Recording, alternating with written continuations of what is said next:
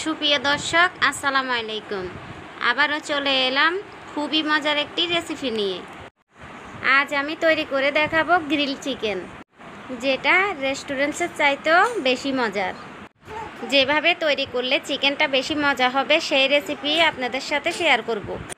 এই গ্রিল চিকেনটা সাধারণত আস্ত তৈরি করে থাকে, তবে আপনারা যদি বাসায় আস্ত চিকেন দিয়ে তৈরি করেন, রেস্টুরেন্টের মতো পোড়া এবং ফ্লেভারটা কিন্তু আসে না, এবং সেটা খেতেও খুব একটা ভালো লাগবে না। তো যেভাবে তৈরি করলে রেস্টুরেন্টের স্বাদকেও হার মানাবে সেভাবে আমি তৈরি করে দেখাবো। এর জন্য আমি এখানে মুরগির মাংস নিয়েছি 1 কেজির একটু বেশি। দেখতেই পারছেন আমি রোস্টের পিস করে কেটেছি।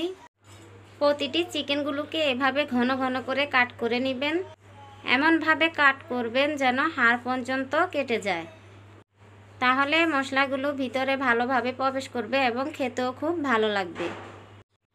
প্রথমে একটা বাটিতে নিয়ে নিচ্ছি 1/4 কাপ টক দই, 3 টেবিল চামচ পরিমাণ পেঁয়াজ বাটা। প্রথমে দিয়ে দিচ্ছি 1 টেবিল চামচ আদা বাটা, সেই সাথে দিয়ে দিচ্ছি 1 টেবিল চামচ রসুন বাটা। মরিচের গুঁড়া দিয়ে দিচ্ছি 1 চা চামচ উঁচু করে। আপনারা চাইলে 2 চা চামচ দিতে পারেন, আমার বাচ্চারা খাবে তাই আমি একটু কমিয়ে দিলাম। দিয়ে দিলাম 1 টেবিল চামচ সয়া সস। দিয়ে দিচ্ছি হালকা ভাজা জিরার গুঁড়া 1 চা চামচ। দিয়ে দিচ্ছি ধনিয়ার গুঁড়া 1 চা চামচ। দিয়ে দিচ্ছি 1 টেবিল চামচ জলপাইয়ের আচার। দিয়ে দিব 1 টেবিল চামচ টমেটো সস। দিয়ে দিব 2 চা চামচ কাবাব মশলা।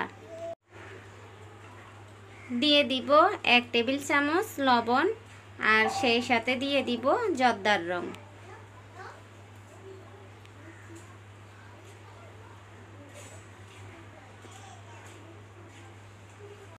এটা সাধারণত রেস্টুরেন্টে দেয় সুন্দর একটা কালার আসার জন্য। আপনারা চাইলে স্কিপ করতে পারেন, চাইলে দিতেও পারেন, এটা দিলে দেখতে সুন্দর লাগে। আপনাদের ঘরে যদি কাবাব মশলা না থাকে সেক্ষেত্রে আপনারা 1 টেবিল চামচ পরিমাণ গরম মশলার গুঁড়া দিতে পারেন।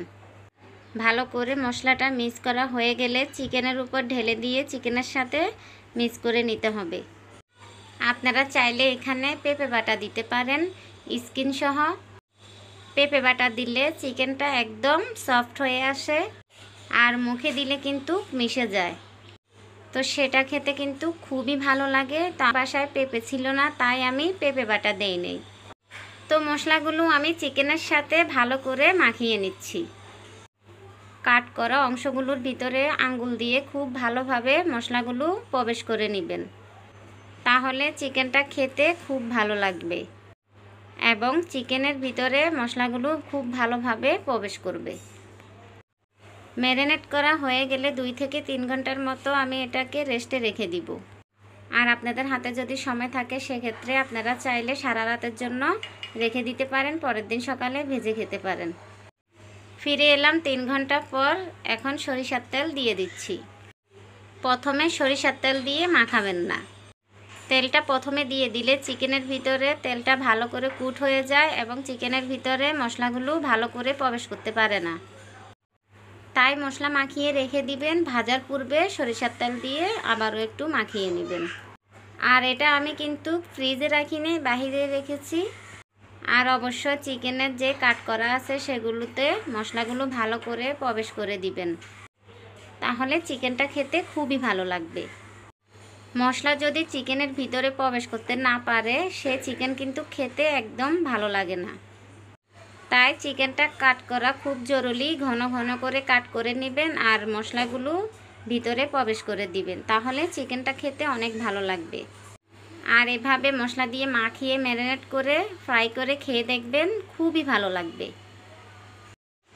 এখন এটা ফ্রাই করব। আগে থেকে ফ্রাই প্যানে আমি সয়াবিন তেল নিয়েছিলাম। প্রথমে হাই হিটে তেলটাকে খুব ভালো করে গরম করে নেবেন। তারপর চিকেন দিয়ে 1 মিনিটের মতো এটাকে হাই হিটে রাখবেন। এরপরে মাঝে মাঝে ঘুরিয়ে ঘুরিয়ে চিকেনটাকে ফ্রাই করে নেবেন। মশলাগুলো যেন রোস্টের মতো হয়, পুড়ে যেন না যায়। তাই এভাবে এটাকে হাই হিটে 1 মিনিটের মতো ভাজতে হবে। এতে করে কি হবে, একটা পোড়ার লুক চলে আসবে, খেতে ভালো লাগবে আর দেখতেও কিন্তু খুবই সুন্দর লাগবে। আর এই যে মশলাগুলো আপনারা যখন চিকেনটাকে আরও 15 মিনিট লো আঁচে রান্না করবেন, খুব সুন্দর একটা ফ্লেভার সেটা কিন্তু ধীরে ধীরে চিকেনের ভিতরে প্রবেশ করবে এবং পুরা চিকেনে আপনি ফ্লেভারটা পাবেন। খেতে খুবই ভালো লাগবে, আপনারা দেখতেই পাচ্ছেন খুব সুন্দর একটা পোড়া লুক চলে আসছে। এখন আমি এটাকে উল্টিয়ে দিয়ে স্লো আঁচে 15 মিনিটের মতো রেখে দিব, বা তার থেকে একটু বেশি, চিকেনটা সিদ্ধ হতে যতটুকু সময় লাগে। তো ঢাকনা দিয়ে ঢেকে আমি চুলার আঁচটা কমিয়ে দিলাম। এই অবস্থায় আমি 15-16 মিনিটের মতো রেখেছি। এর মাঝে আমি একটু উল্টিয়ে পাল্টিয়ে দিয়েছি, ঘুরিয়ে নিয়েছি আর কি, একটু ঘুরিয়ে ঘুরিয়ে ভেজে নেবেন, ঘুরিয়ে ঘুরিয়ে দিবেন যেন পুড়ে না যায়। আপনারা দেখতেই পাচ্ছেন খুব সুন্দর একটা কালার চলে এসেছে, একদম রেস্টুরেন্টের মতো কালার চলে এসেছে, রেস্টুরেন্টে যেমন হয় এবং সেম কালার চলে এসেছে। আর টেস্টের ব্যাপারে বলবো আমি, এটা রেস্টুরেন্টের চাইতেও বেশি মজার হয়।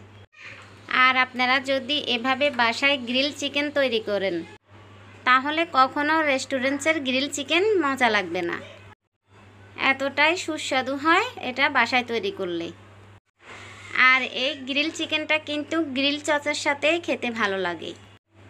গ্রিল চিকেনের সসের রেসিপি কিন্তু আমার চ্যানেলে অলরেডি দেয়া আছে, আপনারা দেখেছেন কি না আমি জানি না, আপনারা চাইলে সেই রেসিপিটা আপনারা দেখে নিতে পারেন।